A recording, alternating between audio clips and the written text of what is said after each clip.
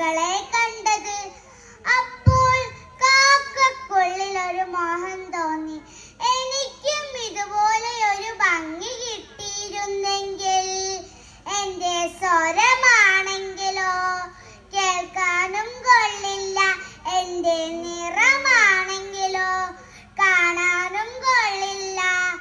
കാക്കക്കും മയിലുകളെ പോലെയാവാൻ കൊതി തോന്നി.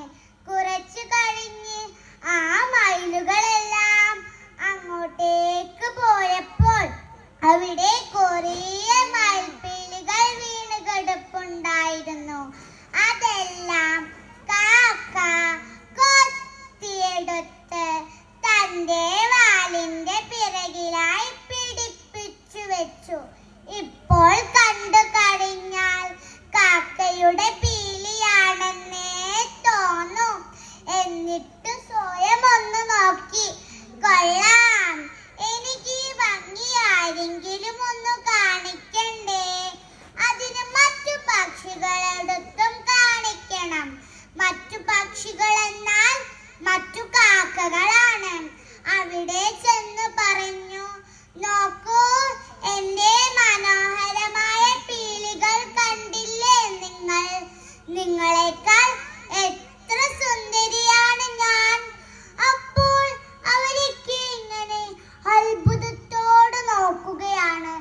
കാക്ക തന്നെയാണോ ഇത്? ഇതിനു മുമ്പ് ഇങ്ങനെയൊരു പക്ഷിയെ ഞാൻ കണ്ടിട്ടില്ലല്ലോ.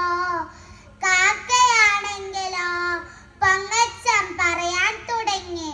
താൻ ഒരു സുന്ദരിയാണെന്ന് തോന്നിയിരിക്കെ കാക്ക എന്തെല്ലാം കാണിച്ചു കൂട്ടിയെന്ന് അത് കാക്കക്ക് തന്നെ അറിയില്ല.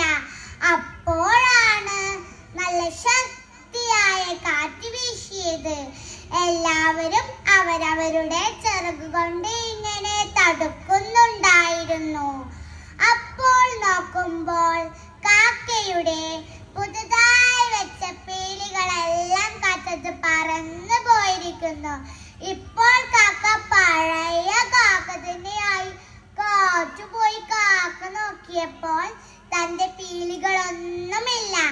മറ്റു പക്ഷികളെല്ലാം തന്നെ നോക്കി പരിഹസിച്ചു ചിരിക്കുന്നു. കാക്ക നാണം കെട്ട് ദൂരേക്ക് പറന്നു പോയിരിക്കുന്നു. കൂട്ടുകാരെ, നമുക്ക് ഈ കഥയിൽ നിന്ന് എന്താണ് മനസ്സിലായത്? ആദ്യം തന്നെ പൊങ്ങച്ചം പറയണമായിരുന്നോ? വേണ്ട. ആദ്യം തന്നെ മറ്റുള്ളവരെ പോലെയാവാൻ ശ്രമിക്കണമായിരുന്നോ? വേണ്ട. അപ്പോൾ നമ്മൾ ഒരിക്കലും മറ്റുള്ളവരാവാൻ ശ്രമിക്കരുത്. നമ്മളാവാൻ തന്നെ ശ്രമിക്കുക. നന്ദി, നമസ്കാരം.